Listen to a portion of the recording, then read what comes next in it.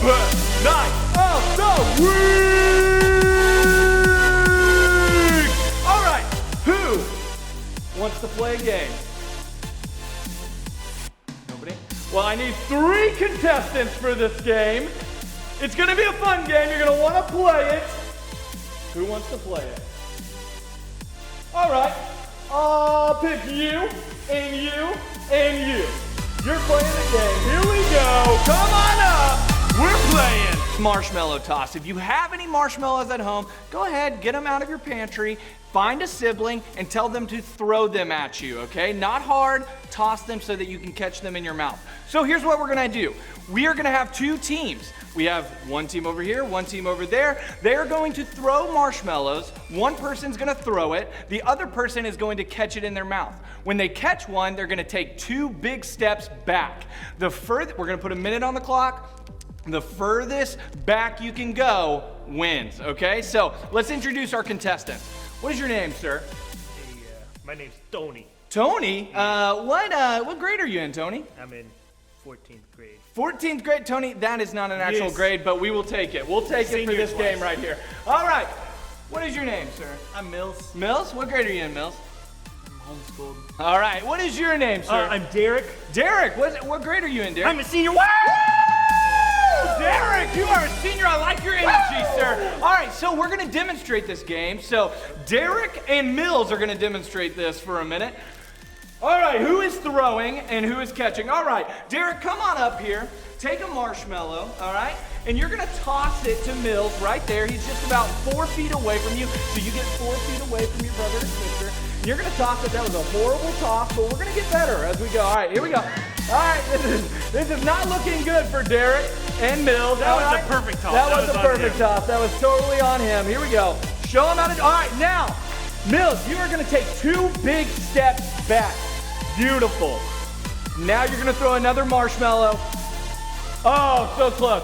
Anyways, we're gonna put a minute on the clock. You got it.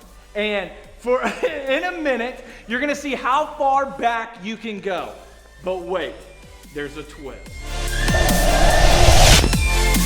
All right, everyone, we are here on the roof. That's the twist. We are throwing off the roof down to the bottom where their teammate will be waiting for them to catch the marshmallows. If they catch it, they will take 2 steps back.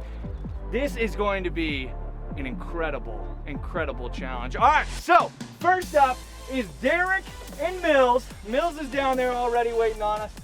Look at Mills, look at him. He's standing on the yellow line. Derek's ready to toss. So I think we're ready to play. Let's put 1 minute on the clock. Here we go. In 3, 2, 1, go! Let's see what happens. Oh! Oh!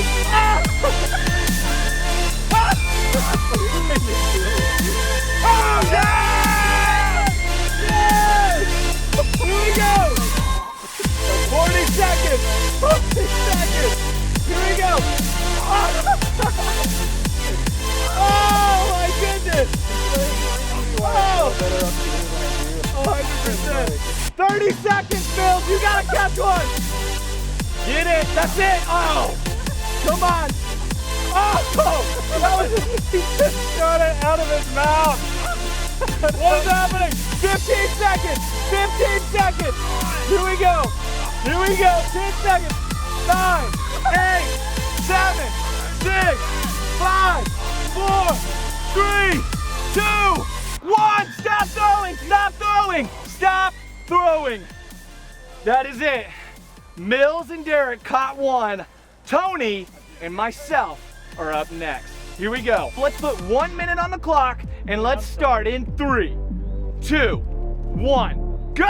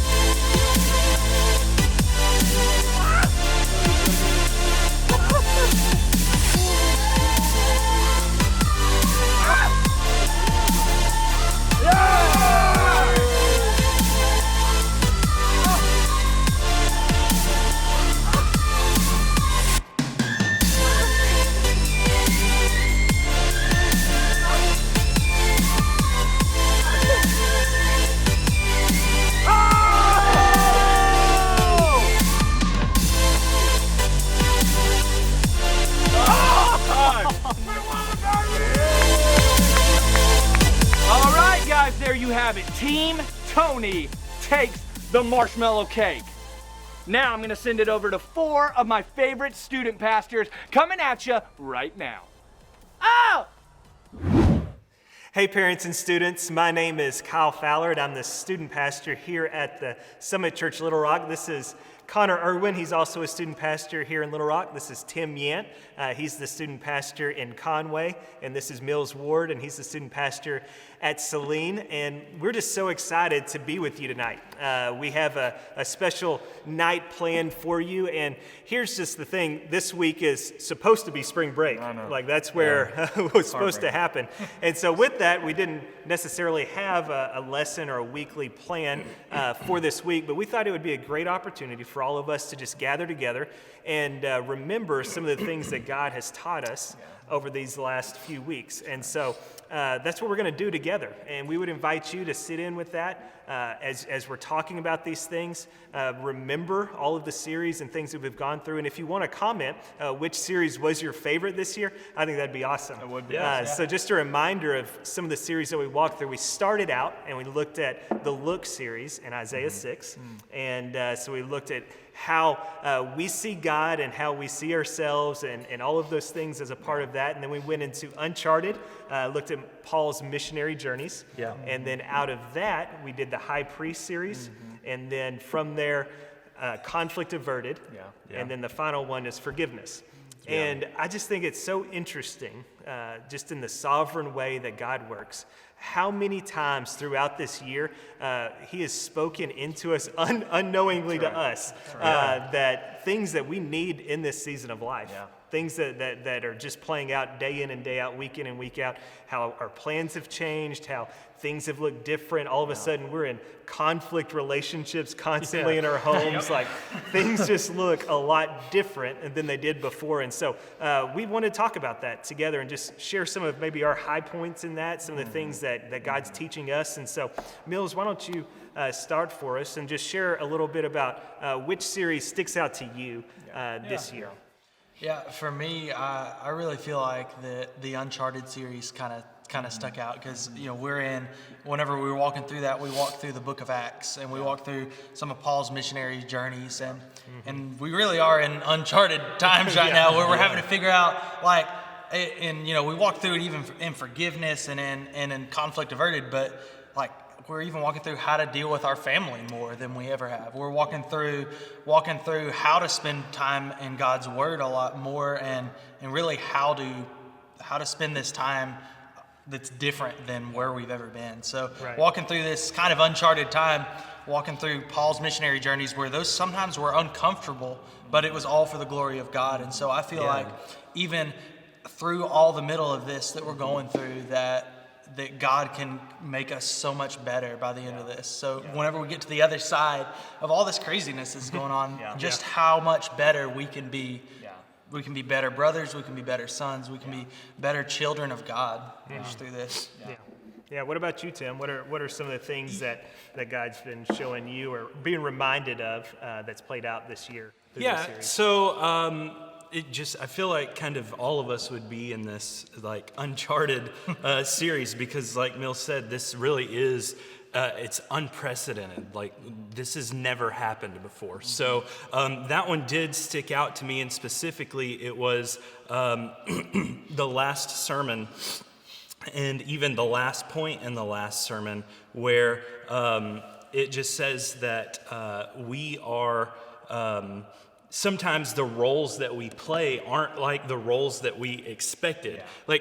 This is nothing that any of us could have ever expected. And so it's just like this crazy thing that we're going through, and it's different than anything that we could have expected. And so now we're all trying to figure out what role do we play in this quarantined America like this. We're not going to schools. Some of our parents aren't going to work. We're doing meetings on Zoom. We're having church on YouTube and Facebook and the websites and stuff. So now it's just trying to figure out, okay, how do I share the gospel in this new role that I'm done playing.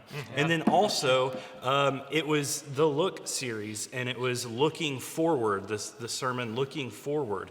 And because that one stood out to me, because I feel like there's a lot of us who had maybe spring break plans or prom coming up, sports, or all of this stuff that we're looking forward to, and now it's kind of come to just a crashing close, and it's so sad. But there is going to come a time in the future where it's not like this anymore. Whether it's a month or 2 months or however long it is, we can look forward to that. And so now in this time, it's as we've been preparing for this over the last several months with all these sermon series without even realizing it, now this time is preparing us to go forward. This could be a huge time of revival for not only our church, but our entire nation. And so we need to be preparing for that and spending time in the Word and prayer and just getting ready. Yeah, absolutely. I think that it's interesting in that Uncharted series. You know, you have Paul, and his desire was always to go to Rome. Like, that was his plan. That's what he wanted to have happen, and he just could never go there. The Lord just kept stopping him because he had a plan that he was orchestrating. That's right. And so even in this season of life where it may seem unfair even for some people, they're like, man, this is my senior year. Like, I had so many plans, so many things going on. We're just seeing a small part of a bigger story that God's telling. And I really believe that that Look series helps us remember that. You know, we can look up and see he is highly exalted. The train of his robe, you know, fills the temple, that he's in control. And even in the midst of seeming chaos, like he is at work. Still on the throne. And it may be, very much me, that revival is on the other side of this thing. He could be reestablishing the family unit, you know, in different ways than we could ever imagine or anything else could cause, that they're having to be at home and in those environments. So I think both of you guys just pointed out some really good things in those two series that are important for us. What about you, Connor? Yeah, I mean, those two actually really stuck out to me, and one other one. But the Look Up sermon, really, as I've just been thinking about the series that we've been doing this year, the Look Up, and just realizing that the Lord is on his throne. Like, you know, he is sovereign, he is holy and righteous. And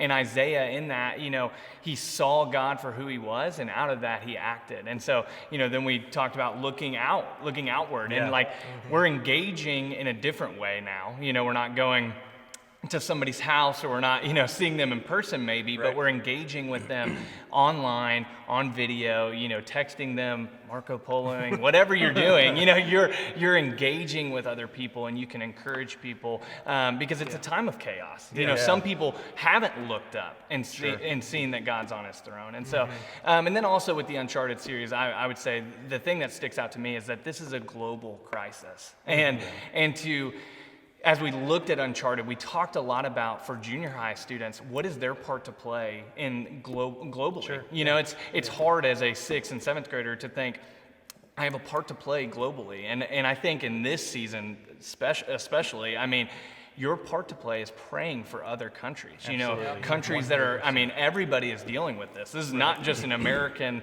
you know, disease or symptoms that they're seeing. You know, this is all across the world. And then the third thing that just really stuck out to me is during our Conflict Averted series, we looked at Joseph's life. And you look at Joseph's life, and it's just chaos. You know, you're just like, nothing went right for him. You know, it's like in the early days of his life, and just like you guys were talking about, just, you know, it's senior year, and this hits, and, you know, maybe you don't get to do your last prom, you know, but Joseph, as we look through his life, because of those things, the Lord got all the glory at the end of his life, that he saved a people because of the things he was doing in Joseph's life. And I think even the restoration of family in that story, you know, I really am believing that this is going to be a season that brings people home, and I believe it's going to restore families. You know, that there are families, and maybe some of your families, that haven't spent a lot of time together lately, you know, and because we're busy, we're all busy. And as you look at Joseph's life, you know, they had some rough backstory. I mean, his brothers sold him into slavery, and I don't think any of our brothers have sold us into slavery and just wanted to kill us. And out of that, the Lord brought restoration to his family and brought them back together. And so I really am believing that this is going to be a season that there's restoration in the family unit. Yeah, So. absolutely. So, What's your one, yeah, man? yeah. So my favorite, your favorite. Yeah, so. my favorite series so far is, I think, The Conflict Averted. I think that in that, man, I know the Lord taught me a ton in just how I deal with conflict, why conflict happens, and some of those things. And so in that, I think that it really sets us up for this season that we're in. All of a sudden in close quarters with a bunch of people, you know, and my house is chaos. Like, I have 3 kids under 5, and they all believe that their way is the way. And it really doesn't matter what else is happening, that they're right and I'm wrong in their little 5-year-old, 4-year-old brains. But in those things, I'm having to learn, okay, that's just a result of this. You know, this is some selfishness going on in them, and so being able to help lead them and shepherd them better in those situations. And then I think for our students, learning how to take instruction from their families, take instructions from their parents in a way that's God-honoring, that's listening to what they're saying and actually hearing their heart behind it. And for our parents, an opportunity to lead them during this season of life and to help give them pointers about, okay, what is the Lord doing and keeping him central in this? And so I think the conflict and the forgiveness part of it is a big part of what's going on in this. And so, you know, not able to hang on to unforgiveness during this time because we're just here and we don't know how long, you know, some people will be here. And so it's just a reminder, all of these things, what you were saying about this being a global crisis and things that are going on. I think that in that, we can't take for granted the day in and day out. Things are just different than they were the other day. Just a week ago, things were different than they are right now. And so next week, we don't know what it's going to look like. Things may be back to normal, or things could be in a much different place. We're even more controlled and more in quarantine or whatever that looks like. And so we can't take those things for granted and take each other for granted. And so knowing how to love each other well, deal in forgiveness, all of those things I think are huge. And I think what's cool about the Conflict Averted series is it wasn't even on our schedule. Like for this year, it was not what was scheduled for January. And to think about how the Lord really laid on Kyle's heart, and then as we prayed through it, I mean, that was the series that we were going to go through in January. It was just unbelievable, and especially now as we look at everybody's in close quarters. It's cool to see that the Lord walked us in 6 weeks of conflict averted, and then 3 weeks on forgiveness. I mean, it's just awesome, the sovereignty of God, which we'll touch on a little bit more next week. But you know, it was really cool. So what are some things that you're finding helpful during these days? You know, where you're trapped, you know, seemingly in your house. Maybe you can get out for a couple of things here and there, but you're not able to go to the same places you've been able to go and do some of the things you were used to being able to do. What are some things that you're finding helpful just in the everyday life? You know, it can be spiritual, absolutely, but just the everyday life. What are you finding helpful during this season? I think for me, definitely a big helpful thing has been community online. And it's like, I know it's like everybody's Facebook Live and everybody's Instagram Live and we're YouTube Living. Everything is online, but intentionally taking time to call family members, to call friends. It's like, look, I don't really call people on the phone that much. I text people, and it's like, but thinking like, okay, I'm not gonna see my family for the next 2 weeks or 3 weeks or whatever, but you know, for them, I'm gonna give them a call on the phone. It's like I talk to each one of my different family members that I maybe don't see every week on a normal basis. And that has really built me up and really kept me going week to week, and it gives me more things to pray for, more people to pray for. And so I would encourage you students, anybody that you can think of that are friends you maybe hadn't talked to lately, or family members that you're not that close to that don't live with you, give them a call them, pray for them, whatever you can do to communicate with them. It just holds up that community together and really builds you up too. That's good. That's good. I love, it gives you specifics to pray, right? Like we love to pray specifically, not just general prayers, but to actually pray to needs. And so you have to talk to them to get those needs, right? Not guessing. What about you, Tim? Yeah, so for me, I would just say being included. Like for real, it's weird. Most of the students, you guys are going to live with your parents, but I live alone. So it's like double isolation. You know what I'm saying? Like it's what is it? Social distancing. It's like social distancing times 2. So anytime that I can just get out and be around people, like right now, just being here with you guys, I'm eating it up. So it's like just anytime I can do that and just be around my in-laws or my family. My sister's moving, and so Saturday I was able to go and kind of hang out with them a little bit, and just still keeping. Moving. That's, right? that is social distancing. Yeah, it's like, yes, we get to move.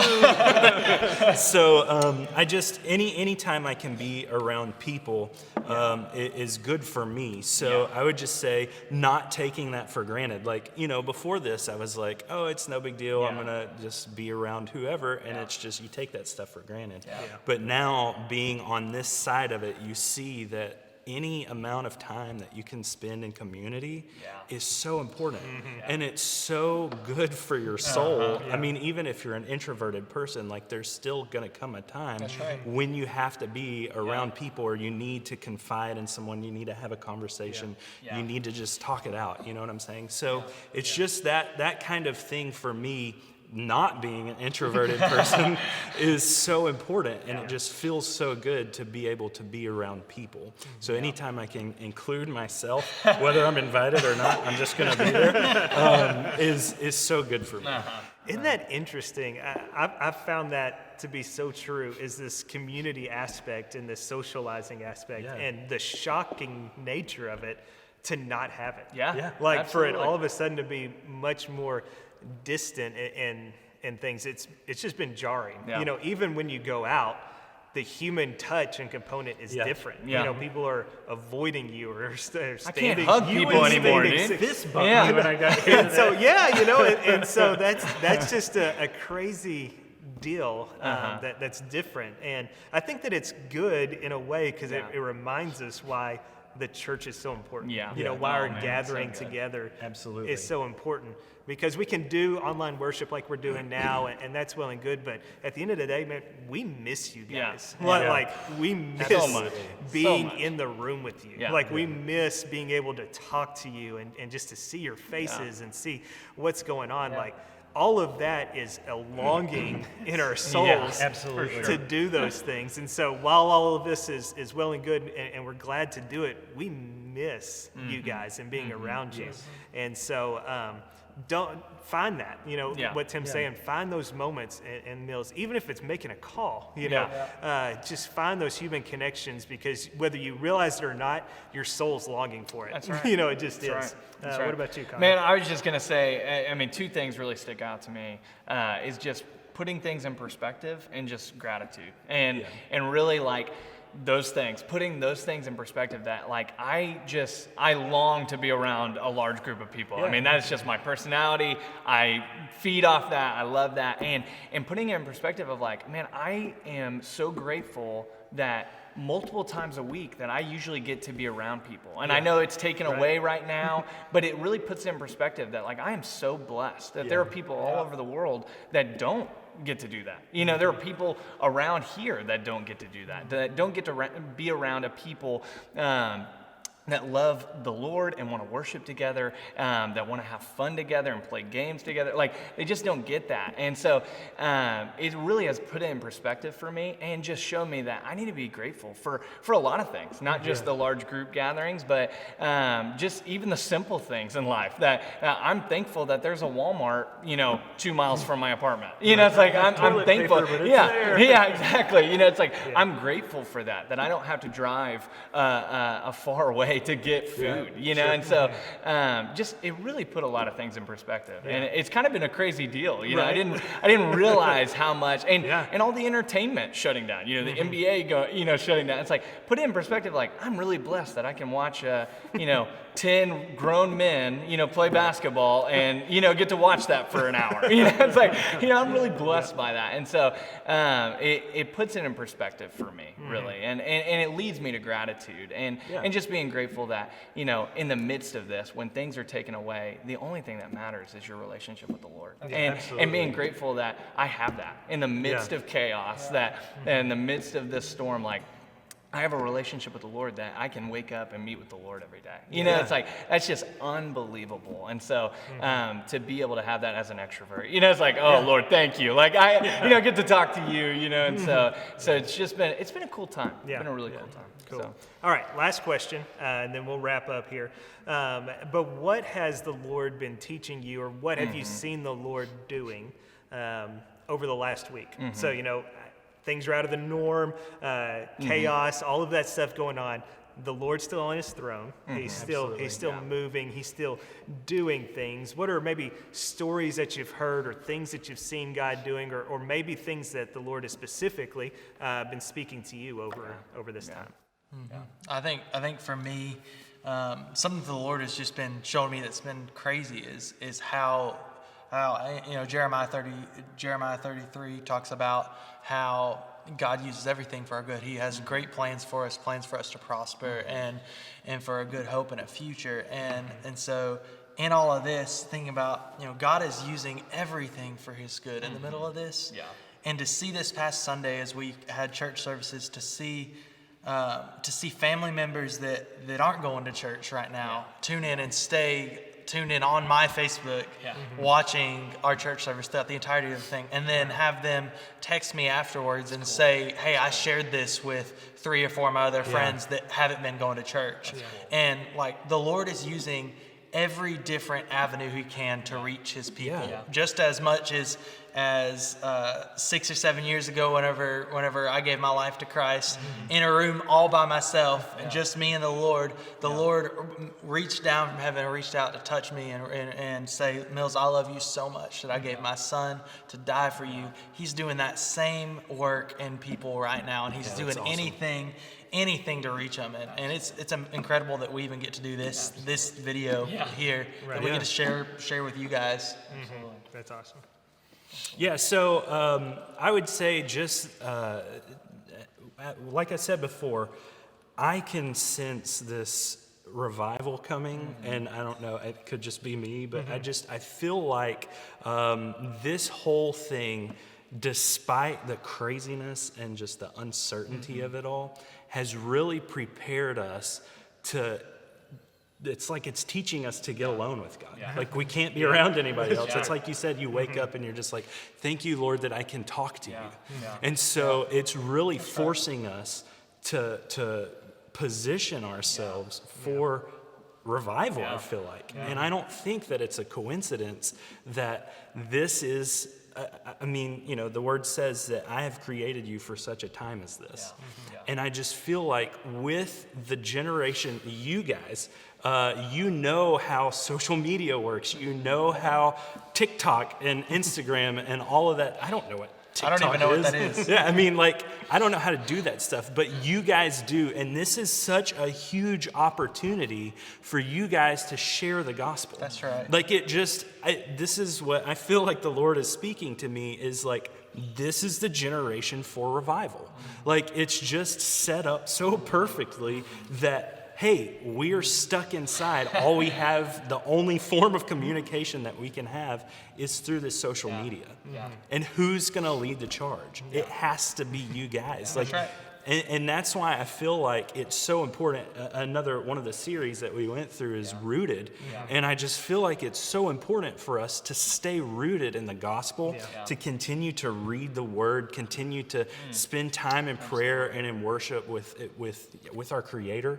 And then in that, going out and making TikToks or Instagrams or whatever the heck it is that you do, Twitter, and doing. Nobody has. They don't even know what Twitter is. Nobody has Twitter. Nobody has Twitter. Yeah, I didn't even mention Facebook. Kyle But they don't know knows what Twitter is. But that's probably Kyle could be my dad. But just going out and doing that, and just saying, hey, look, this is my faith. This is how we have hope. And the thing is that our hope is found in Christ. Like, even in all of this, we can still have hope right. because our hope is not in anything around us. It's vertical. Yeah. So.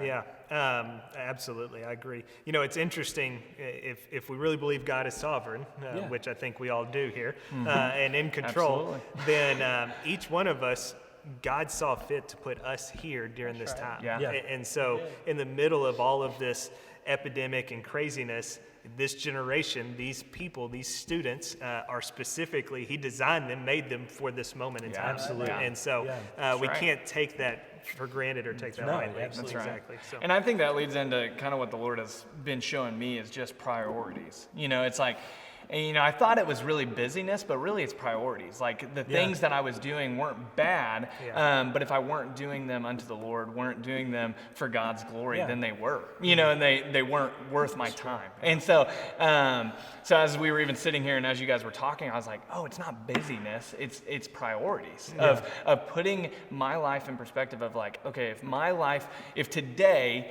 doesn't matter for the gospel, then what am I doing that is limiting that? And so, really just spending time with the Lord, but then just setting yourself up for, you know, if you're making content, if we're making this video for YouTube, you know, it's like, is this for the Lord? You know, and so really putting it in perspective for me, and I know that's been a word I've been saying a lot in this conversation, but perspective for me of like, what are my priorities and what am I filling my time with that maybe isn't worth it, you know, isn't worth that time. And honestly, you know, for all of us, I think we would say this has caused us to really slow down and to really see the pace of life we were living at. And I think it's good because now when we get back to normal, hopefully soon, but when we get back to normal, we can start filling that time with good things, you know, because it's a great time for us to pull back and we can't do all these things and we can kind of put back the things that really matter. And so priorities has been a big thing for me and Kayla the last couple of days. Yeah, So. I would say